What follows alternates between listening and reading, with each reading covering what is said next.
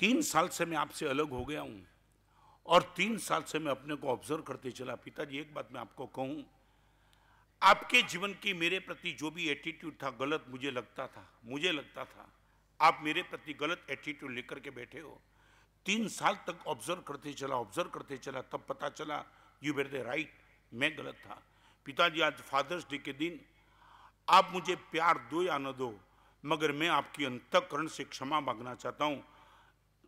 आप प्रेम से मुझे स्वीकार कर लो, मैं घर में नहीं आ पाता हूं। पिताजी, मेरी एक मानसिकता इतनी विचित्र हो गई। मगर पिताजी, एक बात बताऊं, 25 साल तक आपने मेरी कितनी गलती को माफ किया वो मुझे पता है। आज पहली बार मैं आपको कहना चाहता हूं पिताजी, आपकी गलती को भी मैं माफ कर देता हूं, आप मुझे संभाल लो। हो सकता है मेरे शिष्य भी मेरी गलती को माफ कर देते। मैं भी भगवान नहीं हूं, मैं गुरु हूं, मेरा कोई डिसीजन रॉन्ग हो सकता है, मगर मेरे शिष्य भी समझते गुरुदेव उपकारी है, छोड़ो। मैं शिष्य की गलती को मैं आपको पूछना चाहता हूं, ये ताकत आपके पास। और तीसरे नंबर की बात, मेरी गलती को साफ करते चलूं, आपकी गलती को माफ करते चलूं, और मेरे जीवन में जिन जिन लोगों का उपकार है उन सबको मैं याद करते चलूं। याद, मां बाप का उपकार है मुझे याद है, गुरुदेव का मेरे पर उपकार है मुझे याद है। बहुत छोटी उम्र में मंदी आई थी, बाजार टूट चुका था, उस टाइम किसी ने हौसला देके मुझे संभाल लिया था, वो भी मेरे उपकार ही है। मैं आपको पूछना चाहता हूं, मां बाप, पत्नी, मित्र, गुरु भगवान, हजारों लोग अपने जीवन में ऐसे कि जिसने मेरे पर उपकार किया है, मैं आपको पूछना, उनके प्रति मेरा प्रेम 24 घंटे में एक भी बार मां बाप को याद नहीं करना। मैं बोलता हूं मां बाप के प्रति मेरा प्रेम है। 24 घंटे में मैं, मेरे गुरुदेव भुवन भानु सिंह शांत हो गए। आज गच्छाधिपति भी मेरे सामने नहीं है, मगर शायद कोई दिन ऐसा जाता होगा कि जिस दिन भुवन भानु सिंह गच्छाधिपति, जय गोस्वामी मेरे पिताजी, देवसुंदर भी महाराज और ये सब साधु, शायद कोई दिन बाकी जाता होगा कि जिसको मैं याद नहीं करता हूं, क्योंकि मुझे मालूम है इन सब का मेरे जीवन पे योगदान है। I would like to know from you, आपके पास ये ताकत, माफ करो, साफ करो और याद करो। खुद की गलती को साफ करो, सामने वाली गलती को माफ करो, और उपकारी जो भी है सबको याद करो। मैं आपको पूछना चाहता हूं, 3 में से सबसे सरल क्या है?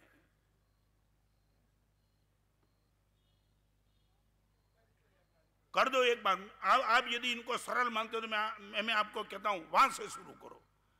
गुरुदेव, रोज सुबह 10 मिनट उनके लिए निकालूंगा, on 10 minutes for them only. सुबह उठने के बाद याद करते रहूंगा किन किन लोगों का मेरे जीवन पे उपकार है, सभी को याद करके मानसिक नमस्कार करके शुरुआत कर दूंगा। आपको बताऊं, मैं प्रवचन की समाप्ति करने पहले गंभीर बात बताऊं, मैं और आप सब बैठे सूरज के उजाले में बैठे हैं, सूर्य के प्रकाश में बैठे हैं, बराबर। सच बोलो, इस सभा में बैठने वाले को पूछना चाहता हूं, सुबह से उठने के बाद किसने सूरज के सामने देखा है? No one.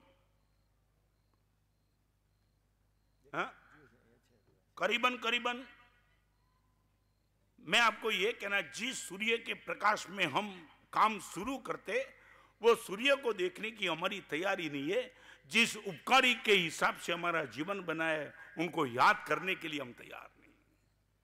ये प्रेम, मां बाप के प्रति मेरा प्रेम याद करने के लिए तैयार नहीं, गुरु के प्रति मेरा प्रेम याद करने के लिए तैयार नहीं, तो प्रेम है क्या?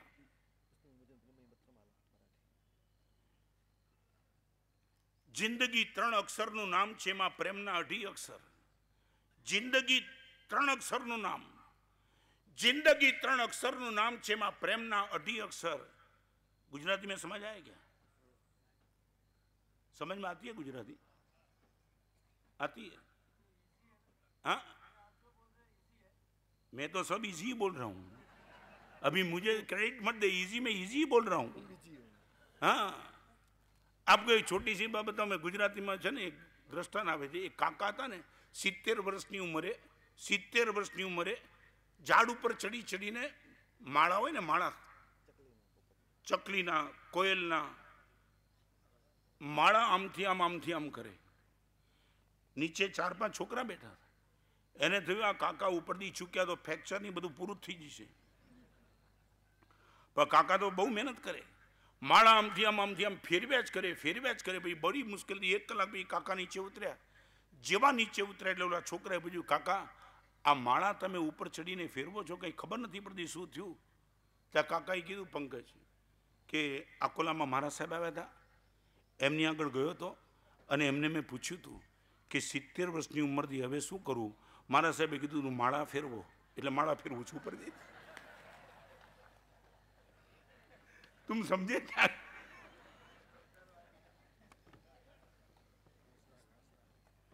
जिंदगी 3 अक्षरનું નામ છે એમાં પ્રેમના 2 અક્ષર એ બંનેનો જો મેળ થઈ જાય નહીં યુદ્ધ નહીં લશ્કર जिंदगी 3 અક્ષરનું નામ છે એમાં પ્રેમના 2 અક્ષર એ બંનેનો મેળ થઈ જાય મેળ ધેટ મીન્સ मिलाप एक बार जिंदगी और प्रेम 3 अक्षर और 2.5 अक्षर दोनों का यदि मिलाप हो जाए नहीं युद्ध नहीं लश्कर आज वो किताब बाहर निकली है जिस किताब को लेकर हजारों लोगों ने अपने जीवन को जिस साइड पे ले गए मैं अपने आप से कहना नहीं चाहूंगा मगर कई लोगों ने 282 किताब पढ़ी वो नंबर 1 इनको दे रहे गुरुदेव आपने प्रेम को जो डाल दिया उसमें पूरा पन्ना पन्ना प्रेम से भरा हुआ है मैं आपसे इतना कहूंगा आज आपके ही सामने 4 आत्मा चारित्र के मार्ग पर जा रहे हैं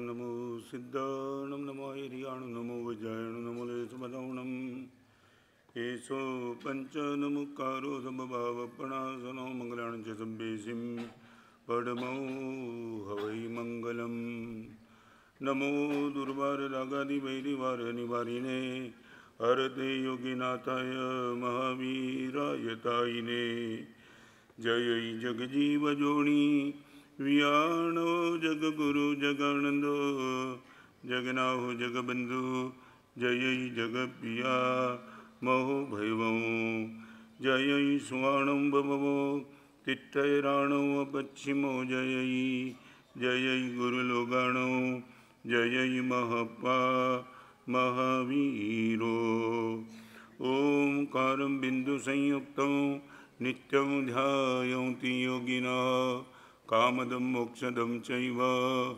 ओंकाराय नमो नमः जय धरणेन्द्र नमो सिंह पौमा वै पमुवनि सेवियपाय ओम क्लीं ह्रीं महासिद्धिं करे श्रीपास जगनाहो अज्ञानतिमिरान्धानां ज्ञानाञ्जनशलाकया नेत्रमुन्मीलितं येन तस्मै श्री गुरवे नमः। कितने सालों के पहले सौराष्ट्र में हमारा विहार था।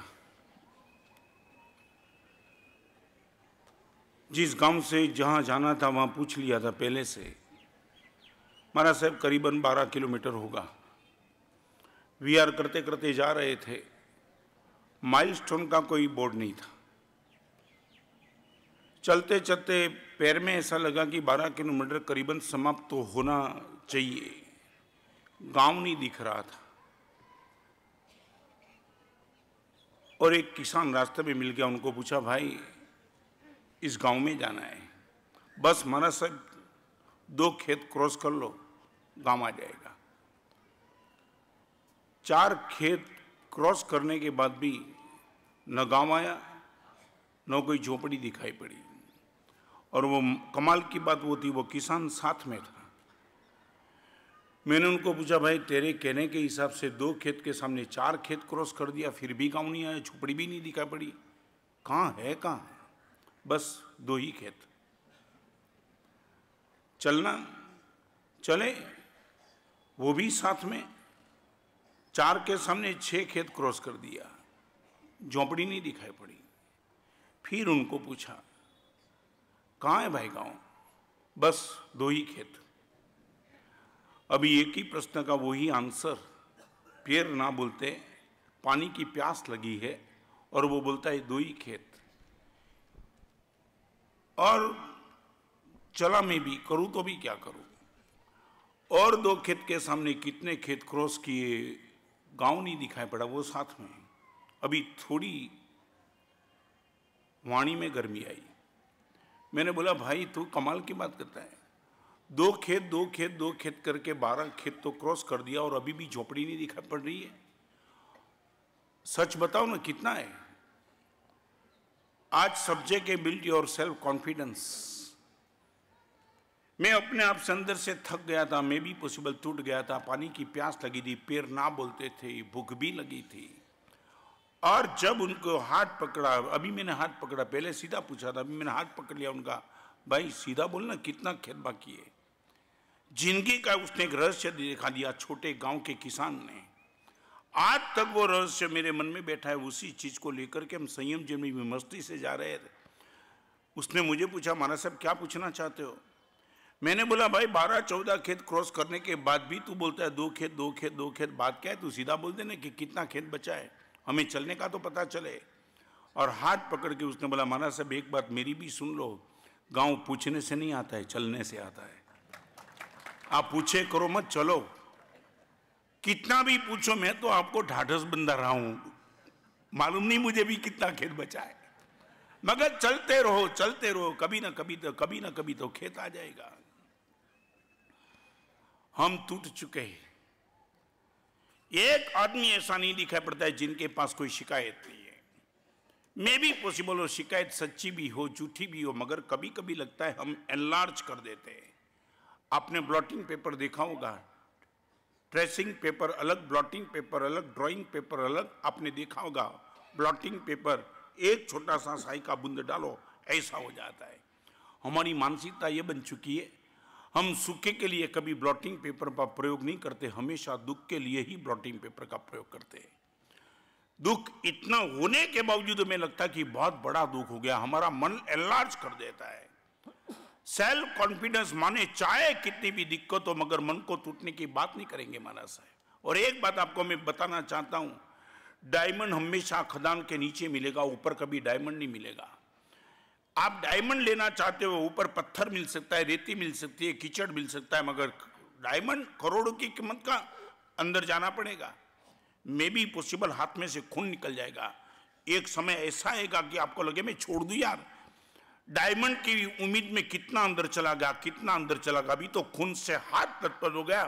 फिर भी भगवान बोलते हैं डायमंड कभी ऊपर होता नहीं, डायमंड के लिए नीचे जाना पड़ता है। सागर में नदी में चले जाओ, ऊपर तुम्हें मछली मिलेगी, मगर मोती लेने के लिए तो नीचे ही जाना पड़ता है। एक आदमी यदि सागर में चला जाता है, वो चाहता है कि मुझे मोती मिले, जान का खतरा होगा। एक बार अंदर गया, नॉट श्योर कि वो वापिस आ जाएगा, मगर अंदर जाने के बाद ही तो मोती मिलता है।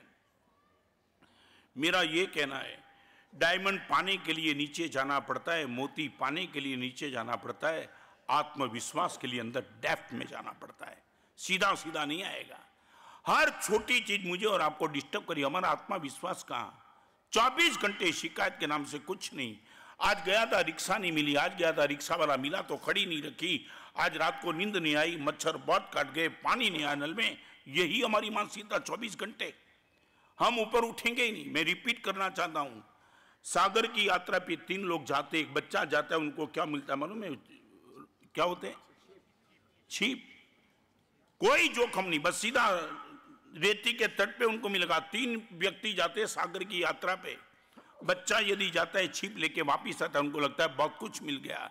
एक मछुआरा जाता है मछली लेके वापिस आता है, उनको लगता है ठीक है चलो आज का खाने का काम पूरा हो गया, थोड़ी इनकम हो गई।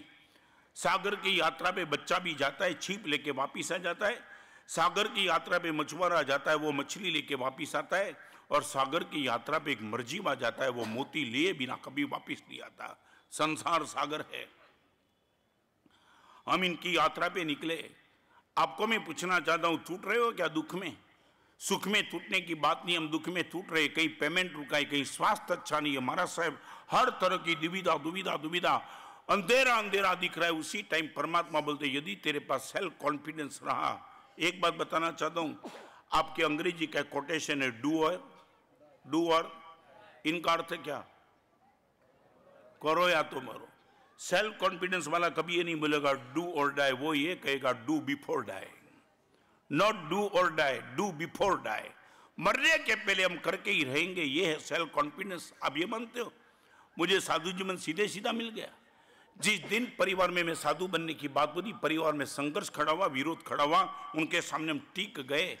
संघर्ष के सामने एक लड़ने की ताकत आ गई, और ये ताकत के बीच में निकले, तब तो ये साधु जीवन मिला। हमने बहुत लोगों ने डराया था, जिंदगी भर स्नान नहीं, नंगे पैर चलना, भूखा रहना पड़ेगा, चार दीवार के बीच में जिंदगी निकालनी पड़ेगी, जिंदगी भर गुरु की आज्ञा में रहना पड़ेगा, इंडिपेंडेंट क्या, इतनी दिक्कत के बीच में तू ये चाहता है साधु जीवन, यहाँ एवरीथिंग इज ओके, जरूर क्या है? और भगवान पाने के लिए संसार छोड़ना जरूरी थोड़े, घर पे बैठे बैठे भी भगवान मिलेंगे, ये बोलने वाले बहुत कुछ लोग थे, सबको ओवरटेक करके निकल गए। और मैं आपको कहना चाहता हूं, अमृता प्रीतम की कड़ी, अमृता प्रीतम ने ये लिखा है, साधना मार्ग पर यहाँ बैठी हुए बहन भाई जो भी है उनको जाना चाहते तो उसने लिखा है, जब हम गुलाब तोड़ने गए लोगों ने कहा जरा संभल कर कांटे चुभ जाएंगे। आप गुलाब की यात्रा पे निकलना चाहते हो तो लोग आपको डरा देंगे, हमेशा गुलाब के इर्द गिर्द कांटे तो रहने वाले ही है। जब हम गुलाब तोड़ने गए तो लोगों ने कहा जरा संभल कर कांटे चुभ जाएंगे। गुलाब का सपना जिसने भी दिखाया उसने कांटे की बात नहीं की होगी। तो मैं बताना चाहता हूं, अमृता प्रीतम कहती है कि सोच के जाना, एक गुलाब के इर्द गिर्द 50 कांटे हैं, चुभ जाएंगे, खून निकलेगा, गुलाब की प्राप्ति का मजा तेरा खलास हो जाएगा, सोच के जाना। 100 लोग गुलाब की यात्रा पे निकले थे, 99 ने तो ये सुन के अपनी यात्रा पेंडिंग कर दी। निश्चित गुलाब की और 50-50 कांटा, एक गुलाब और 50 कांटे, और इनके बीच में गुलाब को पाना पड़ेगा। नहीं, अपने बस की बात नहीं, हम निकल जाओ, छोड़ दो। और यात्रा कई लोगों ने पेंडिंग कर दी। मगर अमृता प्रीतम ने एक शब्द लिखा है, जब हम गुलाब तोड़ने गए लोगों ने कहा जरा संभल कर कांटे चुभ जाएंगे। मगर एक मर्द का बच्चा था, इतने कांटे के डर दिखाने के बावजूद भी गुलाब की यात्रा पे निकल गया। और ये निकलने के बाद मंजिल पे जब पहुंचा तो उनका स्टेटमेंट ये था, जब हम गुलाब तोड़ने गए लोगों ने कहा जरा संभल कर कांटे चुभ जाएंगे। मगर जब गुलाब तक पहुंच ही गए हर कांटे फूल बन गए। ये था 47 साल के साधु जीवन के बाद तुम ये बोलते हो महाराज साहब ये यात्रा कांटे को चुभने की थी। गुरुदेव भुवन भानुसूरी महाराज ने गुलाब दिखा दिया था, और यही गुलाब को फोकस करते करते निकल गए, यही निकल गए। ठीक है, कष्ट आए, कांटे आए थे, चुभन हुई थी, कोई विरोध नहीं करता हो चुभन होने की। पैर में से भी खून निकला था, आंख में से आंसू बहे थे, रात को नींद नहीं थी, पानी की प्यास इतनी जबरदस्त लग चुकी थी मगर पानी पी नहीं सकता था, ये बाल हाथ से खिंचवाना था। 47 साल तक साधु जीवन में स्नान नहीं करने का था, बिना घी की रोटी खाने का मौका आया, सर्दी इतनी जबरदस्त लगी, रात में कोई डाकू भी मिल गया, हर तरह की असुविधा मिलने के बाद भी आज 47 साल के बाद मैं आपको कहना चाहता हूं, जब हम गुलाब तक पहुंच गए हर कांटे फूल बन गए। It was the self confidence. मैं आपको पूछना चाहता हूं क्या है तो मेरे तकलीफ, और ये यदि आप सेल्फ कॉन्फिडेंस चाहते हैं तो मैं आज आपके सामने 4 बात करना चाहता हूं। टूटने की बात कभी मत करो, जिंदगी में कभी टूटने की बात नहीं, दुख तो है ही और आएगा ही, मेरे पर भी है, इन पर भी है, इन पर भी है, कोई बोले या ना बोले मगर सभी के जिन में दुख है। एक भगवान ऐसे कि जिनके जिन में कोई दुख नहीं, जिनके जिन में कोई दोष नहीं। मेरे और आपके जिन में दुख भी है, दोष भी है, मगर सबसे बड़ी बात है आपका यदि सेल्फ कॉन्फिडेंस बन जाएगा। आपको मैं क्या बताऊं, मैं भावनगर में था, एक लड़का मुझे मिलने के लिए, सेल्फ कॉन्फिडेंस ये आसमान में कई कई आज के कमाल की बात है ना। आज एक शिक्षा ऐसी चली है, एग्जाम चल रही ना अभी, किसकी, बोर्ड की एग्जाम, बेटा मजे में है, माँ बाप टेंशन में है, कौन सी शिक्षा चल रही है मालूम नहीं आता है। हर माँ बाप बेचारे दुखी दुखी है कि क्या होगा क्या होगा, महाराज साहब कुछ करो कुछ करो, और बेटा मजे से चल रहा है। मैं भावनगर में था, एक लड़का शाम को मिलने के लिए आया, मैंने बोला अरे चेहरे पे चमक जबरदस्त है, ऐसी तो चमक तेरे चेहरे पे कभी मैंने नहीं देखी। महाराज साहब आज पार्टी दे के आए होटल में। क्यों? रिजल्ट था। अभी होटल और पार्टी 2 बात आती हो, रिजल्ट। सच बोलो, आप क्या मानते हो क्या हुआ होगा? हाँ, मैं भी तो ऐसा ही समझता था, पार्टी और रिजल्ट की बात बने तो यही होता ना। और तब मैंने उनको पूछा, दोस्त किसमें था? बोर्ड की एग्जाम थी, माना रिजल्ट आ गया। मैं बोला कितना परसेंटेज? 37। मैं आपको सही बात बताना चाहता हूँ, 37 में पार्टी दे के आया। मैंने बोला यार कमाल, 37% में तू पार्टी दे के आया, इतनी चमक, कारण क्या है? महाराज साहब कारण बताऊं, 97 वाला जिस क्लास में बैठेगा उसी क्लास में मैं बैठूंगा, दिक्कत क्या है? और महाराज साहब 97 लाने के लिए पूरे साल उसने टेंशन लिया, मैं तो मिठाई और नमकीन खाते चला, कोई दिक्कत नहीं। जब बोर्ड में था तो 75 वेट था, 85 पे पहुंच गया, उन लोगों का 75 वाला 40 पे पहुंच गए। महाराज साहब पार्टी नहीं दूंगा क्या? और सबसे बड़ी बात है महाराज साहब, कहाँ फर्क है? लास्ट बेंच में बैठो, आगे की बेंच में बैठो, कोई फर्क नहीं होता है। मगर आई में 37 में भी पार्टी में दे सकता हूं। मैं ये पूछना चाहता हूं, एक लड़का 37 में भी यदि पार्टी दे सकता है और 91 में भी सुसाइड करने वाले भी लड़के, क्या तुम लेकर के बैठे हो? 91% होने के बावजूद भी सुसाइड। दिल्ली में एक लड़के ने सुसाइड कर दिया था, पेपर की हेडलाइन थी, और सुसाइड नोट में लड़के ने लिख दिया था, मेरा एक्सपेक्टेशन 93 का था, 91 आया, इसलिए मैं खत्म हो जाता हूं। ये भाई मैं आपको पूछना, क्या दुख है तुम्हें पे? कत्ल खाना, स्लॉटर हाउस कभी देखा? काट रहे वो गाय और बैल और बछड़े और भैंस को मार रहे, क्या दुख है तुम्हें पर? चार बात करना चाहता हूं सेल्फ कॉन्फिडेंस के लिए। एक मकान खड़ा होता है, 4 खंबा होता है, उनको मैं 4 पिलर की बात करना चाहूंगा। यदि 4 पिलर आपके जीवन के स्ट्रांग है, दुनिया की कोई ताकत आपको दुख में हिला नहीं पाएंगी। 5 करोड़ का लॉस हो सकता है, पत्नी जल गई है, बाप पिताजी शांत हो गए, बहुत कुछ हो सकता है, फिर भी तुम स्वस्थ रह सकते हो। स्वस्थ नंबर 1 पिलर ऑफ अंडरस्टैंडिंग।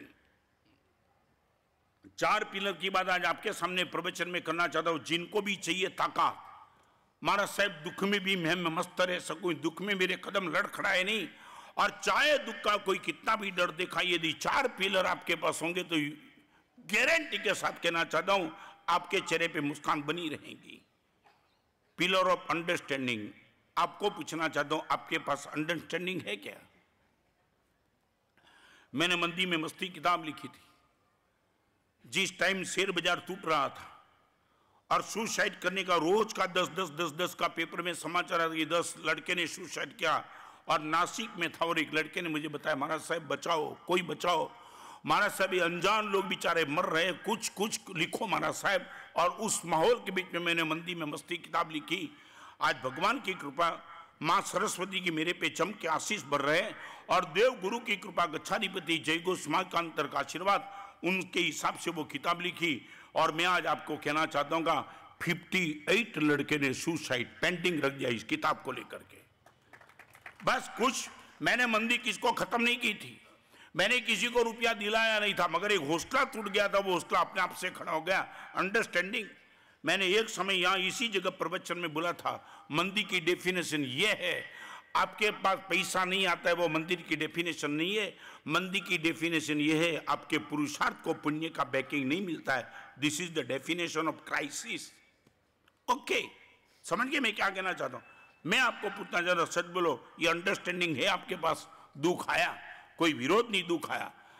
सामने वाला करोड़ों रुपए का मालिक होने के बावजूद भी तुम्हारा 50 लाख का पेमेंट देना नहीं चाहता, ओके कबूल, मान लिया कि उनको दे देना चाहिए, मगर किसी भी हालत से वो देना नहीं चाहता, तो आपको बचाने वाला कौन?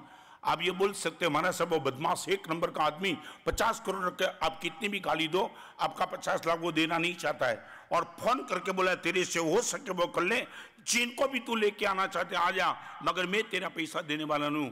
Then what will you do? Tension, irritation, frustration, depression. Why? Understanding. This is the first pillar of life. मैं आपको पूछना चाहता, सच बोलो, आपके पास अंडरस्टैंडिंग है क्या? हम विहार करते करते जाते हैं, कई लोगों को पूछे रास्ता कैसा है, हमारा सब सीधा है, रास्ता विचित्र निकलता है। कई लोगों को पूछे रहने का मकान है कैसा है, हमारा सब ठीक है, और मकान भी बेकार मिलता है, बहुत कुछ मिलता है। हमारी स्वस्थता का राज क्या है? Only this pillar of understanding.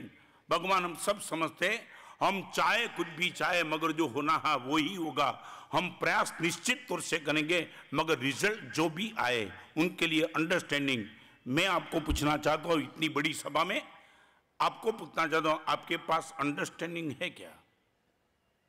पुरुषार्थ का विरोध नहीं करता हूं, मगर पुरुषार्थ के बाद जो रिजल्ट आवे उनको मस्ती से स्वीकार कर लो। ये ताकत अंडरस्टैंडिंग की है। रिपीट करना चाहता हूं, ये आपके पास ताकत है।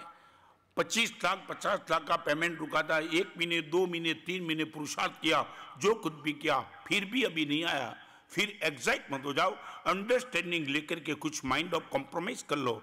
आपको पूछना चाहता हूं, ये अंडरस्टैंडिंग है आपके पास? I would like to know from you. आप मुझे बताओ कि महाराज साहब अंडरस्टैंडिंग लेकर के बैठा हूं। आप मालूम नहीं, बहुत बहुत कुछ हम सोच नहीं सकते। इनके इतने दुख के बावजूद भी इनके चेहरे पे मस्ती है। महाराज साहब यही, मैं दिल्ली में था, 2 भाई प्रवचन में आते थे। अंडरस्टैंडिंग किसको बोलते तुम समझ सकते हो? अंडरस्टैंडिंग किसको बोलते? 2 भाई प्रवचन में रोज आते थे, ठीक है। और एक दिन प्रवचन के बाद मैं जा रहा था, तो ऐसे जो व्यवस्था है ना यहाँ से निकलने की, 2 भाई को दिखा, किसी ने, महाराज साहब इन 2 भाई की आपने बात सुनी? बोले नहीं। महाराज साहब इनको बुलाओ, वो ऊपर बुलाओ, मैं भी आता हूँ साथ में। गए। क्या है महाराज साहब, कल प्रवचन के बाद गए ना, जैसे ही महाराज साहब अपनी जगह पे गए, करीबन 1 करोड़ 2 करोड़ की फैक्ट्री पूरी जल चुकी थी, आग लग गई थी। प्रवचन की समाप्ति के बाद गए तो 2-3 करोड़ की फैक्ट्री पूरी जल चुकी थी, फिर भी महाराज साहब कोई शिकायत नहीं। आज आपके प्रवचन में आपको लगा, पता लगा कि इनकी 3 करोड़ की फैक्ट्री कल जल चुकी, इनका पता लगा आपको? मैं बोला नहीं। और वो भाई बैठे थे बड़ी मुस्कान के साथ। मैंने बोला आपको ये सही बोलता है? महाराज साहब बराबर है। जैसे ही प्रवचन के गए और सब आग लग चुकी थी, फायर ब्रिगेड वाले को बुलाया, जो कुछ भी होना था सब कुछ हो गया। मैं बोला कुछ अंदर? महाराज साहब 2 महीने से आपका प्रवचन सुन रहा हूं, ये फैक्ट्री जलने के बाद यदि एग्जाइट हो गया तो फिर प्रवचन मैंने सुना क्या? ये ताकत? मैंने कोई फैक्ट्री उसको दी नहीं, बस अंडरस्टैंडिंग थी उनके पास। महाराज साहब आपने बताया तेरे हाथ में, you can only try nothing. मैं आपको बताना चाहता हूं, देयर इज ओनली ट्राइंग। मेरे पास भी क्या है? मेरे पास भी क्या है? Only trying. मैं आपके जीवन परिवर्तन की सिर्फ ट्राई करता हूं, नॉट श्योर होगा जरूर नहीं है। तो मैं अपने आप से मजे में, देयर इज ओनली ट्राइंग, मैं प्रयास करता हूं, रिजल्ट आपके हाथ की बात है। आप भी इस ताकत को लेकर के बैठो। आप नहीं समझ सकते हो क्या? 47 साल से प्रवचन करने के बावजूद रिजल्ट के लिए मैं कभी भी टेंशन में नहीं आया। कई लोग मुझे पूछते, महाराज साहब इतने प्रवचन करने के बावजूद भी महाराज साहब आउटपुट क्या? मैं बोला कोई चिंता ही नहीं करता। मेरा काम, परमात्मा ने कहा था कि सबके सामने अच्छी बात रख देना, फिर क्या परिणाम आया वो जिम्मेदारी मेरी नहीं, वो जिम्मेदारी सुनने वाले की है। Therefore I am happy. मैं आपको पूछना चाहता हूं, there is only trying, this is the understanding. आप पक्का कर लो। अंडरस्टैंडिंग का अर्थ क्या? मेरे हाथ में रिजल्ट नहीं है, मेरे हाथ में सिर्फ रीजन है। I have only reason, no result. आपको मालूम है पेपर में लिखने वाला, एग्जाम में लिखने वाला स्टूडेंट क्या कर सकता है? There is only trying. वो बड़ी मेहनत से सब कुछ अच्छा लिख देगा, मगर मार्क्स उनके हाथ की बात नहीं है। मार्क्स किनके हाथ की बात है? किनके हाथ की बात? आप बोलो किसके हाथ की बात?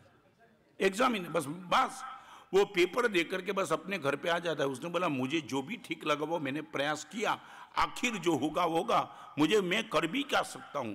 मैं आपको पूछना चाहता हूं, आपके पास ये ताकत है, there is only trying in your hand, nothing else. मैंने उनको पूछा 2-3 करोड़ की फैक्ट्री जल चुकी, महाराज साहब बताऊं आपको? आप ये पूछते हो मुनि भुगन साधु भुगन होने के बावजूद, ठीक है इस आदमी ने आपको बता दिया। महाराज साहब बताने की जरूर भी नहीं थी ना, हमारा संसार है। 3 करोड़ का मुनाफा होता है तो मैं महाराज साहब कभी आपके पास कहने के लिए नहीं आया, तो 3 करोड़ का लॉस होता है तो आपके पास कहने की क्या जरूरत थी? तुम समझ सकते इस आदमी की ताकत। महाराज साहब 3 करोड़ का मुनाफा आता है तो हम कभी आपके पास नहीं आए कि गुरुदेव 3 करोड़ का मुनाफा आ गया, कुछ रास्ता दिखाओ। नहीं, तो 3 करोड़ का लॉस आया तो आपके पास आने की, फिर भी आप ये बताते हो महाराज साहब कि 3 करोड़ की फैक्ट्री जलने के बाद भी मन में कोई टेंशन? महाराज साहब सच बताऊं, टेंशन नहीं है, एक तरीके का आनंद है। आनंद। और वो बोलता, अकेला बोलता नहीं था, इनके चेहरे पे लग रहा था। दोनों भाई मुस्कान के साथ उनसे बोला, महाराज साहब आप विश्वास कर पाएंगे, जिस ढंग से वो आग लगी थी ना, आग, मुझे लगा कि महाराज साहब इस आग में सिर्फ फैक्ट्री नहीं जल जाएगी, फैक्ट्री में काम करने वाले 70 लोग भी जल जाने चाहिए। ऐसी आग चारों ओर लगी थी, न मालूम कहाँ से लगी। मगर महाराज साहब जैसे मैं पहुंचा ना, सबसे पहले मैंने मैनेजर को एक ही पूछा कि अंदर कोई लोग थे, तो मैनेजर ने बता दिया सब कुछ अंदर थे, मगर आग अपना स्वरूप आगे बढ़ा भी, इनके पहले 70 निकल गए। महाराज साहब 3 करोड़ की फैक्ट्री का लॉस बेयर कर सकता हूँ, मगर 70 आदमी बच गए। इनका आनंद जबरदस्त है, जबरदस्त। आई एम रियली हैप्पी महाराज। ये आएगा 3 करोड़ कभी आएगा, मगर मेरी फैक्ट्री में काम करने वाला कोई जिंदा जल गया होता तो उनका क्या होता। महाराज साहब भगवान की परम कृपा 70 को बचा दिया। अभी मैं आगे बात करूं, 70 लोगों को महाराज साहब कल मैंने शाम को बुला दिया, वो बिहार से और यूपी थे। मैंने सबको बोल दिया, देखो अपनी फैक्ट्री चलती थी तब तक मैंने तुम्हें 6 महीने में कभी 2-3 दिन की छुट्टी दी। तुम्हारे पिताजी के साथ, पत्नी के साथ, बेटे के साथ तुम 6 महीने में, 3 महीने में सिर्फ 2-3 दिन के लिए जा सकते थे, क्योंकि तुम्हारी भी मजबूरी थी, मुझे फैक्ट्री चला। मगर अभी तुमने देखा फैक्ट्री जिस ढंग से जल चुकी है, और यही फैक्ट्री को अभी फिर से खड़ी करने में 6 महीना तो कम से कम लगेगा। मैं हर तरह का प्रयास तो कर दूंगा, मगर 6 महीने के पहले फैक्ट्री खड़ी नहीं होगी। तो मैं आपको बताऊं, परमात्मा की परम कृपा रही, फैक्ट्री जल चुकी, आप बच गए। मैंने इतने दिनों में तुम्हें कभी 3 दिन से ज्यादा छुट्टी नहीं दी। आज मैं फैक्ट्री जल जाने के हिसाबे गुरुदेव का प्रवचन मैंने सुना है। आप सबको मैं कहना चाहता हूं, 6 महीना का एडवांस सैलरी मैं आपको दे देता हूं। 6 महीने की एडवांस सैलरी लेके जाओ, और 6 महीने पत्नी माँ बाप और आपके बेटे के साथ मजे से रहो, और 6 महीने के बाद फैक्ट्री खड़ी होगी तब आ जाना। भगवान की कृपा, आपको 6 महीने की छुट्टी मिली, फैक्ट्री जल चुकी, इसलिए है आपके पास ये ताकत। 3 करोड़ की फैक्ट्री लॉस होने के बावजूद भी आनंद, ये understanding number 1 pillar of understanding आपके पास है क्या? मैं जानना चाहता हूं। थोड़ा तो आपको भी बोलना, तुम कहां एग्जैक्ट कहां होते हो? आपको जाना था, रिक्शा खाली थी, आपने हाथ उठाया, रिक्शा वाले नहीं खड़ा दिया, एग्जैक्ट क्यों होते हो? इतनी छोटी चीज, सच बोलो, होते हो कि नहीं होते हो? मैं पूछना चाहता हूं, होते हो क्या भाई? होते हो क्यों? क्या है?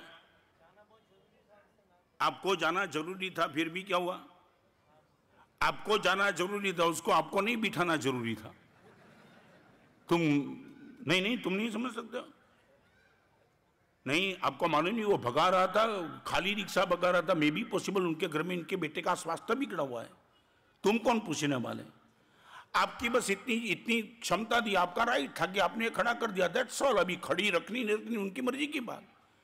इतना एक्साइट, इनकी गाली, मन में तनाव, हरामखोर खाली जाते हैं सब रिक्शा वाले। तुम नहीं, ये मैं सच बताऊं, तुम खत्म हो जाएंगे यदि इतनी छोटी सी ताकत तुम लेकर के नहीं बैठे। सेल्फ कॉन्फिडेंस कहाँ है तुम्हारे पास? महाराज साहब ठीक है, मैंने रिक्शा खड़ी करने का प्रयास किया, नहीं खड़ी की, ओके। रिक्शा कोई मेरे परम पूज्य पिताश्री की नहीं है।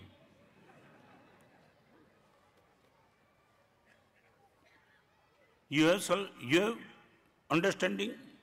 और सच बताऊं, दीक्षा लेने के बाद अब तक हम अंडरस्टैंडिंग को बढ़ाते चलते हैं।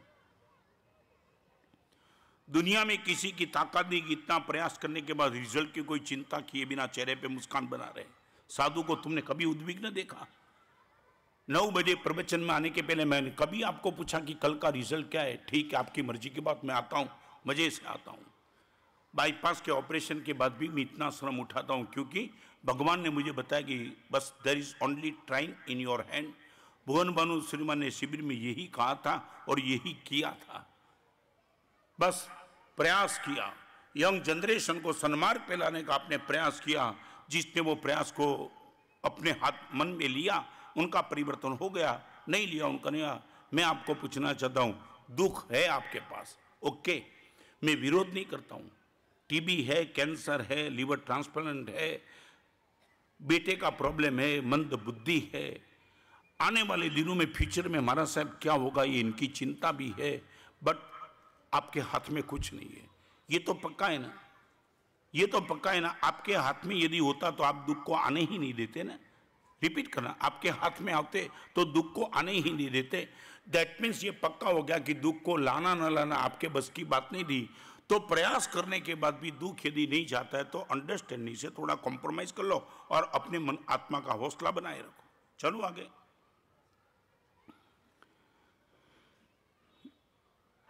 Pillar of understanding. Number 2, pillar of respect. Respect that means आदर। मैं आपको बताऊं, दुख के समय में रिस्पेक्ट देने का भाव हमारा करीबन करीबन खत्म हो जाता है। आपने देखा होगा दुख के समय में माइंड टोटली नेगेटिव अप्रोच हो जाता है। वहां रिस्पेक्ट की बात आती है तो हम ही बोलते हैं शांति रहो, कभी कुछ मुझे सलाह देने की जरूरत नहीं है, चाहे वो आपके पिताजी भी हो, चाहे गुरु भगवान भी हो, चाहे गुरु भगवान। आपके दुख की बात मेरे कानों पे आई और मैंने आपको बुला दिया, आप मुझे भी सुनने के लिए तैयार है। महाराज साहब अभी कुछ नहीं, कुछ कर सकते हो महाराज साहब। रिस्पेक्ट हमारा टूट जाता है। मैं आपको पूछना चाहता हूं, क्रिटिकल पोजीशन में भी अपने मन में सामने वाले के प्रति रिस्पेक्ट का भाव बना रहा, ऐसा अनुभव आपके पास है क्या?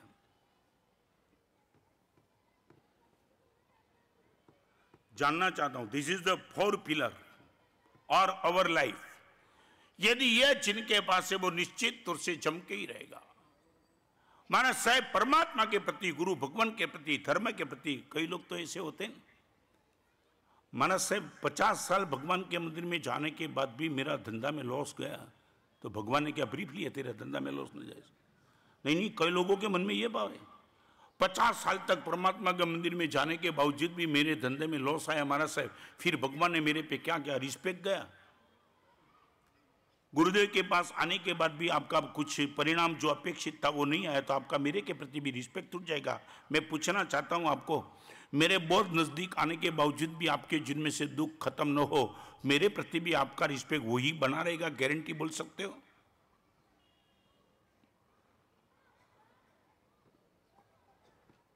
जानना चाहता हूं। सरल नहीं है, मैं ये निश्चित तौर से कहूंगा, it is not easy, really difficult. फिर गुरुदेव के पास जाने की जरूरत क्या है? एक तेरे दुख की बात गुरुदेव ने सुनी भी नहीं हो, तू जाने वो तेरा काम जाने, इससे गुरुदेव की जरूरत क्या है? आदर सत्कार के साथ माँ बाप के पास बैठ करके रिस्पेक्ट की बात, चाहे कुछ भी हुआ था ये जीवन में आ गया है, पिताजी आपके प्रति मेरा रिस्पेक्ट का भाव है, बोल सकते पिताजी शायद कठोर शब्द में भी बोले, मैंने ना बोला था उस क्षेत्र में जाने की, मेरी नाक को ओवरटेक करके वहां गया, अभी सहन कर ले, ये भी बोल सकता है। रिस्पेक्ट छोड़ने की बात नहीं। I would like to know from you, सच बोलो, रिस्पेक्ट है आपके पास मेरे प्रति, भगवान के प्रति, माँ बाप के प्रति, आपके मित्र के प्रति? करोड़ों रुपए का मालिक होने के बावजूद भी आपको वो सहाय करने के लिए तैयार नहीं। आपका मैं एक प्रश्न इस सभा में बैठने वाले को पूछना चाहता हूं, आपके पास सहाय के लिए कोई आए, अंगूठा दिखा देखते हो कि अंगुली पकड़ा देते हो? एक अंगूठा दिखाने का होता है और एक अंगुली पकड़ने की बात होती है। एक आदमी टेंशन में जा रहा था, उसने बोला मित्र को चेहरे पे चमक नहीं है, क्या हुआ? 10 लाख का पेमेंट रुका है और 3 दिन से नींद नहीं है। यार मैं तेरा मित्र हूं, मेरे पास आ जाना चाहिए ना। उनको लगा इतना सालिम, 10 लाख का पेमेंट रुका है, 3 दिन से मैं नींद नहीं आई, तो उसने बोला मैं मेरे पास आ जाना चाहिए। उसने बोला तेरे पास आ जाओ, 10 लाख की व्यवस्था तो बना देगा? तो कि नहीं, तो नींद की गोली है मेरे पास, ले लेना, सो जाना, ये नींद क्या डिस्टर्ब करती है? अब ऐसे लोगों के पास वो 10 लाख का पेमेंट नहीं देना चाहिए, वो नींद की गोली देके तुम सो जाओ शांति से। जिन जिन लोगों को डिप्रेशन है, वो डिप्रेशन की जो भी दवाई लेते, वो दवाई आखिर क्या है? क्या है दवाई? प्रॉब्लम को सॉल्व कर दिया? हाँ, सुना देते। मैं मेरी बात बताऊं, मेरा बाईपास का ऑपरेशन हुआ, भट्टाचार्य ने किया। अभी ऑपरेशन तो ऑपरेशन ही रहता है, इतना मेजर ऑपरेशन था। तो बाईपास के ऑपरेशन के बाद 3 दिन तक तो रात को नींद नहीं आई। तो ऐसे तो परमात्मा की स्तवना बहुना सब किया, मगर भट्टाचार्य विजिट पे आए तो बड़े प्रेम से बैठते थे, मजे से बात करते थे, उनको कोई जल्दबाजी नहीं थी। महाराज साहब ये पूरी जिंदगी भर तक यही काटकूट। मैंने उनको पूछा था भट्टाचार्य जी ऑपरेशन कितने किए? उसने बोला पहले तो गिनता था, अभी गिनना ही बन गया, मैं भी थक जाता हूँ, ये साला रोज क्या गिना, कर लिया तो कर लिया। अभी देखो मैंने उनको जो पूछा, मैंने बोला भट्टाचार्य जी अभी 3 रात से नींद नहीं आती है, आपको यदि उचित लगती है देखा मेडिसिन, कोई टेबलेट, कोई कैप्सूल दे सकते हो कि मैं सो जाऊं शांति से? नहीं। बोला भट्टाचार्य जी आप तो डॉक्टर हो, ब्रिज कैंडी के डॉक्टर, कई लोगों को तो ये शिकायत करते, सीधी सजेस्ट कर देते गोली दे के सुला देना, और मुझे ना बोलते हो। क्या जवाब था भट्टाचार्य जी का मालूम है? मैंने जब उनको पूछा कि भट्टाचार्य जी नींद की गोली दे के मैं सो जाना चाहता हूँ, सिर्फ ओनली 1 नाइट, 3 दिन से रात को पूरी नींद नहीं है, दिन में भी नहीं है, थोड़ा पेन भी होता है, तो आप यदि चाहते हो तो मुझे नींद की गोली दे दो। भट्टाचार्य ना बोला। जब ना बोले तब मैंने कहा भट्टाचार्य जी आप नींद की गोली देने के लिए ना क्यों बोलते हो? इनका ये कहना था 250 किताब लिखने वाले के ब्रेन को मैं डिस्टर्ब करना नहीं चाहता हूँ। महाराज साहब आप जागो। एक डॉक्टर ये सजेस्ट करता है, महाराज साहब आपने 250 किताब लिखी, समाज पे क्या उपकार किया, रोज आपकी किताब पढ़ने वाला मैं, और आपको महाराज साहब ये नींद की गोली आखिर तो ब्रेन को डैमेज करती है थोड़ा ज़्यादा, हम डॉक्टर की भाषा में कितना भी बोले खुद तो साइड इफेक्ट यही। इसलिए महाराज साहब मैं कहना चाहता हूँ आप जिस स्थान पे हो स्थान पे ये चाहे नींद नहीं आती उनको सहन कर लो, मगर मैं आपके ब्रेन को सलामत रखना चाहता हूँ। एक ताकत ये सेल्फ कॉन्फिडेंस, रिस्पेक्ट। मैं आपको पूछना चाहता हूं, सच बोलो, दूसरे नंबर का विकल्प आपके पास है रिस्पेक्ट का। चाहे कितनी भी क्रिटिकल पोजीशन आ जाए, मगर मेरे उपकार ये मेरे सम्मान्य है, वो मुझे सुविधा दे या ना दे, मुझे सपोर्ट कॉपरेट करे या ना करे, मगर मेरा रिस्पेक्ट उन पर बना ही रहेगा, ये पक्का है। आप मित्र किसको मानते हो?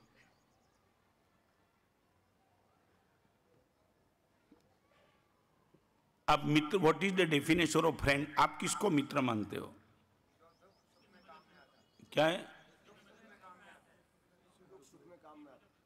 तुमने तो भगवान के स्तवन में भी क्या क्या लिख दिया, मेरे दुख के दिनों में वो बड़े काम आते हैं, माने भगवान दुख के दिनों के लिए तुम्हें बैठे हैं।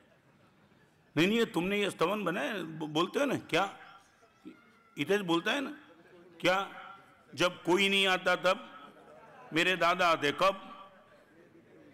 बस भगवान को दुखी हो तब आ जाना, बाकी सुखी हो तब तक मैं होटल में थिएटर में जाऊंगा, तो आना ही नहीं। ये तुम्हारी मानसिकता, तुमने भगवान को भी इसके लिए रखा है। मेरे दुख के दिनों में वो बड़े काम आते, काम। भगवान तुम्हारे काम में बैठे इसलिए भगवान बने क्या?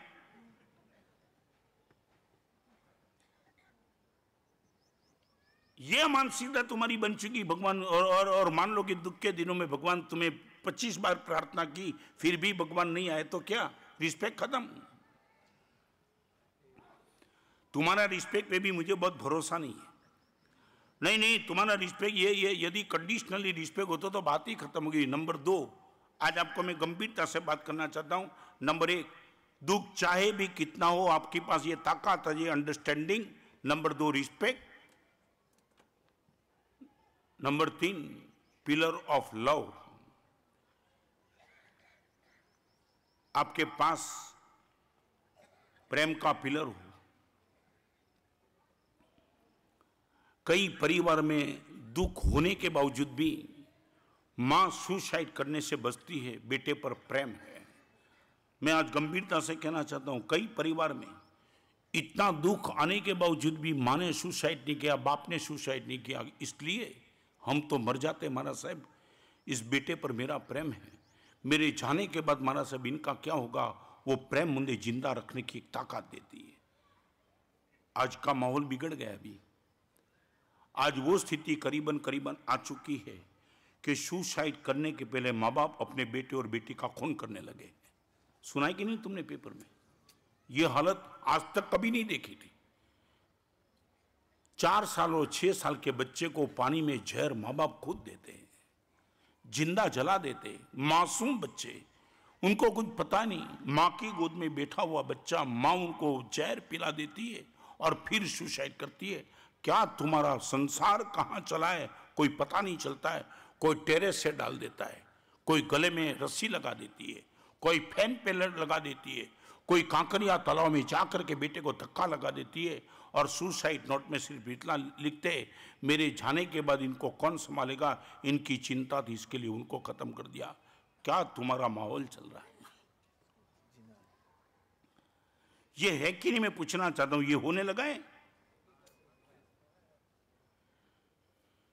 एक समय था कि परिवार में एक दूसरे के सदस्य के प्रति प्रेम था तो आदमी बच जाता था। मैं मर तो जाऊं मगर इनका मेरे प्रति लगाव इतना जबरदस्त है कि नहीं, चाहे कुछ भी हो जाए मैं जीवन को खींच लूंगा, मगर जब तक इनका प्यार मेरे प्रति है मैं मरने की सोच भी नहीं सकता हूं। इस सभा में बैठने वालों को आज मैं दो बात करना चाहता हूं, जिंदगी में दो चीज पक्की कर लो, कभी मैं मर जाऊंगा ये सोचो नहीं, और कभी सामने वाला मर जाए तो अच्छा, वो भी कभी नहीं सोचूंगा। दो चीज, सामने वाला मर जाए तो अच्छा है, हरामखोर एक नंबर का आदमी वो कभी मत सोचना, और मैं खुद मर जाऊं तो अच्छा, वो भी मत सोचना। इस सभा में बैठने वाले करीबन, भले आप बोले या ना बोलो, मगर कभी ना कभी ये सोच दिमाग में आ सकती है। करोड़ों रुपया होने के बावजूद आपका पेमेंट नहीं देता, तब लगता है हरामखोर साला मर जाए तो अच्छा। ये हो सकता है, आपके रुपये के हिसाब से उनका खून, उनकी मौत की आप सोच सकते हो, और पूरी दुनिया में सबके सामने हाथ फैलाने के बाद भी आपको कोई, आपका हाथ पकड़ने वाला कोई नहीं होता है, तब लगता है कि इससे अच्छा तो मैं ही मर जाऊं। सच बोलो, ये दो सोच का शिकार कभी मत बनना, पक्का कर लेंगे। महाराज साहब, कभी जिंदगी में कितना भी लॉस आएगा, सामने वाले की डेथ का, सामने वाले की मौत की मैं कभी नहीं सोचूंगा, और मेरे जिंदगी में कितना भी दुख आएगा महाराज साहब, मैं मरने की बात कभी नहीं सोचूंगा, पक्का।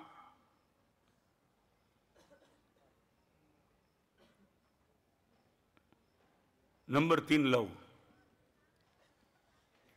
Number 1 pillar of understanding, number 2 pillar of respect, number 3 pillar of. और मैं आपको पूछना चाहता हूं, जीवन में एक व्यक्ति ऐसी है कि जिनके प्रेम के लिए तुम्हें जीवन जीने का आनंद है, दुख हो, तकलीफ हो, मगर इस व्यक्ति पर प्रेम, या तो उनका मेरे प्रति प्रेम, दो, या तो महाराज साहब उनके प्रति मेरा प्रेम इतना जबरदस्त है कि महाराज साहब मैं मर नहीं सकता हूं, या तो नंबर 2 इनका मेरे पर महाराज साहब इतना प्यार है, मैं महाराज साहब जीवन को खत्म करना नहीं चाहता हूं। आप बोल सकते हो, वन एड्रेस ओनली, मेरे जीवन में एक व्यक्ति पर प्रेम इतना जबरदस्त है कि जब तक वो मेरे सामने मैं मरने की सोच ही नहीं सकता हूं। या तो नंबर 2, एक व्यक्ति मुझे इतना प्यार करते कि महाराज साहब उनके प्यार को मैं बेवफा नहीं बन सकता हूं, 100% खींच लूंगा। आप ये बोल सकते हो, only one address I would like to from you, only one address. महाराज साहब क्या उसने मुझे प्यार दिया है, मैं हिल गया हूं महाराज साहब। जब मैं चला जाऊंगा तो उनके प्यार का क्या होगा, उनको लगेगा मेरा इतना निकट का आदमी गया मुझे छोड़ के। मेरे प्रेम की भी आज बताऊं, कई लोग, लड़के और लड़की मर रहे सुसाइड, ये प्रेम। और एक बात बताना चाहता हूं, वासना मरने की ताकत देती है, प्रेम जीवन जीने की ताकत देता है। वासना और प्रेम को दोनों के साथ में मत रखना।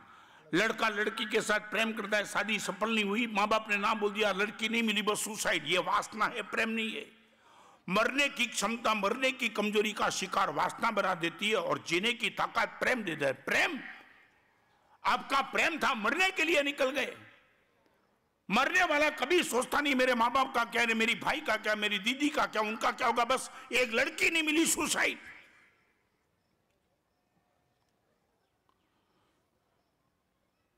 यह ताकत, प्रेम की ताकत।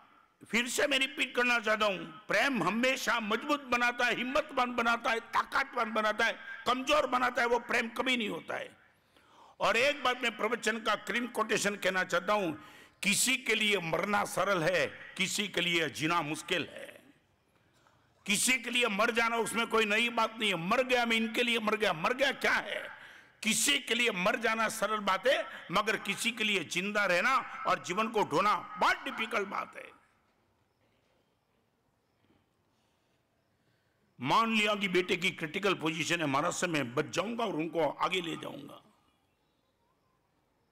आपसे पूछना चाहता हूं, pillar of love, only one address, वासना की बात नहीं, स्वार्थ की बात नहीं, बार्टर सिस्टम की बात नहीं, सिर्फ एक ही चीज, महाराज साहब इस व्यक्ति का मेरे पर प्रेम इतना जबरदस्त है, महाराज साहब मैं मरने की सोच नहीं सकता हूं, या मेरा इन पर प्रेम इतना जबरदस्त कि वो जिंदा है तब तक मैं जीवन को समाप्त नहीं करता हूं। इतनी ताकत है कि नहीं आपके पास? मेरा बाईपास का ऑपरेशन था, हिंदुस्तान का प्रेम मैंने देखा है। मैं तो ब्रिज कैंडी में था, मगर जैसे ही समाचार में कि गुरुदेव को बाईपास का ऑपरेशन है, न मालूम हिंदुस्तान ने हजारों की संख्या में आइंबिल और उपवास किए कि गुरुदेव का स्वास्थ्य अच्छा हो जाए। ये प्रेम। मैं अपने लिए दुख में टूट जाऊंगा, मैं ये बोलूंगा जीवन समाप्त हो जाए अच्छा है। अरे जीवन किसी भी हिसाब से बचाना है मुझे,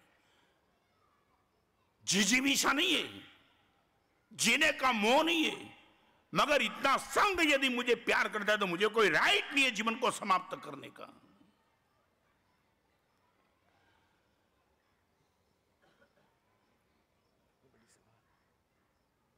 बंबई के डॉक्टर में से 1000 डॉक्टर में से 27 मेल डॉक्टर और 37 फीमेल डॉक्टर सुसाइड कर रहे हैं हर साल।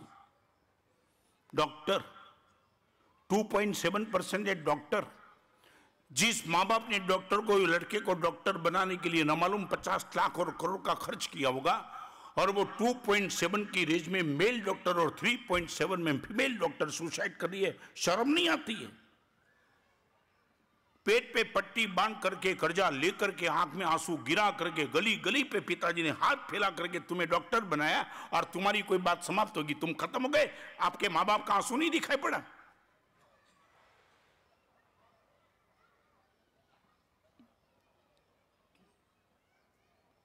बंबई का प्रसंग मैं बताना चाहता हूं। मैंने 2 कदम 20 मिनट से स्मरण की और मिलेगा राइट प्रसंग को मुझे मिलने के लिए। हमारा साहब क्या कमाल हो गया, लड़के ने बोल दिया शादी करने के बाद, पिताजी आप घर में नहीं रहेंगे तो मैं आपसे दूर हो जाऊंगा। कुछ कारण ऐसा तो नहीं बता सकता, मगर कारण आप जानना चाहते हो तो सीधी बताओ, मेरी पत्नी पत्नी आपको पसंद नहीं कर रही है।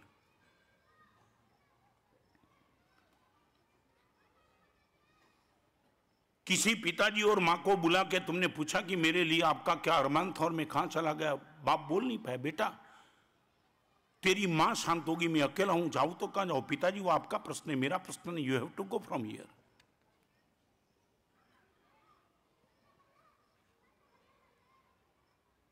हाथ जोड़ दिया बेटे ने, पिताजी ने।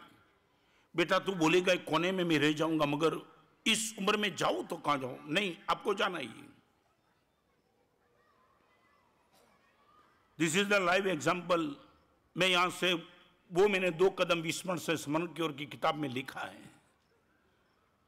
और पिताजी निकल गए घर से एक थैली में कपड़ा लेकर के, पैर भारी थे, और अपने मित्र के पास गए। क्यों आए हो? ये स्थिति, और तार तार 62 साल के बाप टूट गया।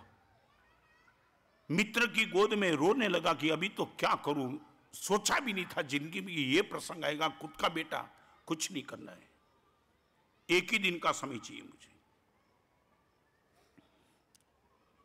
तब तक मेरे घर में ही आपको रहना है।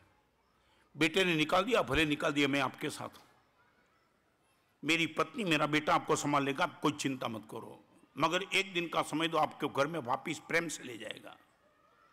और वो मित्र गया लड़के के घर पे, मालूम ही था लड़के को रिएक्शन आएगा ही,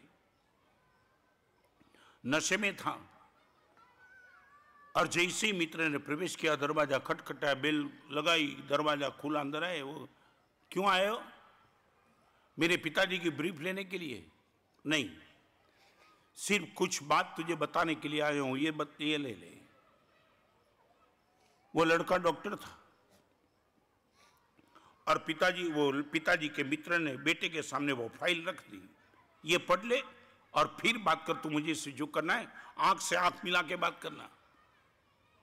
और जैसे ही कागज पलटने लगा, हैरान ऐसे देखने लगा, मित्र की आंख नीची है। पूरी फाइल जब तक नहीं पढ़ेगा तब तक मेरी आंखों से आंख मिलाना नहीं। और जैसे ही 15 पेज थे फाइल के पढ़ लिए, सीधा वो पढ़ने लगा, ये सही है, ये गलत लगता है तेरे सामने मैंने फाइल रखी हो, मुझे मालूम ही नहीं था, बेवकूफ का सरदार, मालूम नहीं था तो पूछना था किसको। वो 15 पेज के कागज में वो था, पिताजी की आर्थिक संपत्ति ठीक नहीं थी और बेटे ने एक बार पिताजी को 12वीं क्लास के बाद बोला था, पिताजी I would like to be doctor. और बाप ने यह लगा कि मेरे बेटे को डॉक्टर बनना है, ऐसी तो मेरी स्थिति नहीं, 1 रूम किचन में रहता हूं, डॉक्टर बनाने का पैसा भी कहां लाऊंगा। 1000 तरीके से 1000 रास्ते बाप ने निकाले, तेरे बाप ने और सबने हाथ फिरा दिए, उठा लिए, हम तेरे बेटे के लिए कुछ नहीं कर पाते। तब तेरे बाप ने एक सोचा, यदि मेरी एक किडनी में दे सकता हूं तो मुझे रुपया मिलता है और मेरा बेटा डॉक्टर बन सकता है। तुझे डॉक्टर बनाने के लिए तेरे बाप ने किडनी बेची थी, इस बाप को तू घर से निकालने की बात करता है। सीधा पत्नी के पास जाकर के बोल दिया, डाइवोर्स लेना तो डाइवोर्स ले ले, मायके चले जाना तो मायके चले जाएंगे, जिंदगी पर पिताजी यहां ही रहेंगे। कभी यह बलिदान तुमने सोचा है? यही संपत्ति के नशे में, सफलता के नशे में किसी को, सबको ओवरटेक करते हो।